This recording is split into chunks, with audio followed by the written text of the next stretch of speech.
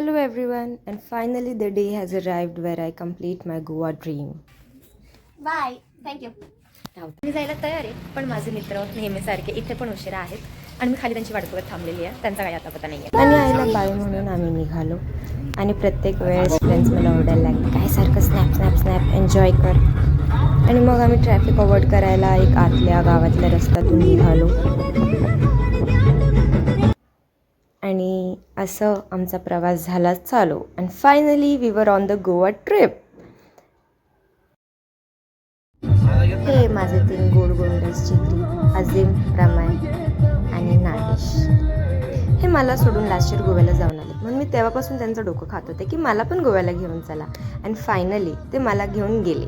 So Alibag म्हणता म्हणता आम्ही प्लॅन केला मालवणचा आणि मग आम्ही निघालो थेट गोव्याला. पण मग आता लास्ट मोमेंट प्लॅनमध्ये गर्लफ्रेंड कशी ॲड होऊ शकते. मग मी निघाले एकटी माझ्या जिगरींच्या जीवावर. But both me and my mother were sure that they will take care of me. And they did. And the best part to be the only girl on the trip is you're a lot of over-pampered and taken care of. Let me introduce our fourth friend, Sachin Kolam.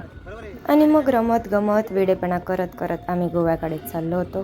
And I just couldn't keep myself calm because भाई Goa. Like every girl could relate with me, like how difficult it is to make a Goa plan and then you get to go all alone with your friends and it's like the best day of your life. So I made sure that I enjoy all of it and leave no regrets. And that's my friends doing the blogging for me. आणि मग sunset बघत बघत आम्ही जात असताना मला ते प्रत्येक क्षण आठवले जिथे मी गोव्याचं स्वप्न बघितलं होतं. पण जेव्हा समजलं की आता गोव्याला जायचं आहे, कोणी मुलगी नाही आहे सोबत, थोडेसे इश्यूज झाले. पण नंतर my most loving and beloved mother she was like जा जी ले अपनी जिंदगी. So not to mention I have got the best mother and the best friends on अर्थ.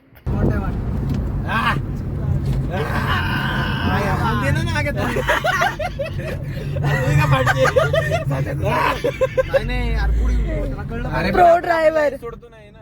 And this was us doing all the येडचाळी in घाट area. Azim Pramay नागेशला full pump करत होते की तू स्पीडमध्ये घे. सचिन थोडासा घाबरलेला, पण मला अजिबात भीती नव्हती बिकॉज नागेशच्या ड्रायव्हिंगवर डोळे झाकून विश्वास होता. मग एका स्पॉटला थोडीशी रेस्ट घेऊन आम्ही निघालो कोकणात.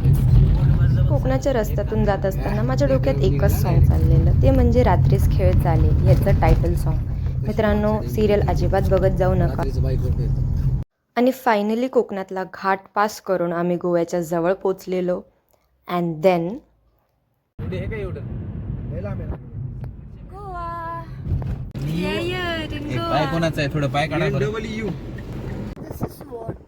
Goa looks at night.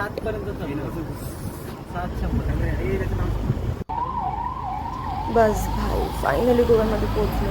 पण मी दिवसभर ट्रॅव्हल करून खूप दमलेलो. सो मी डायरेक्ट गेलो झोपण्यासाठी एका हॉस्टेलला. रात्रीची 12 आणि आम्ही सगळे स्मशानात फिरतोय. पण इथे इंग्लिश बुक आहे, सो काही टेन्शन नाही. Stay tuned for part 2.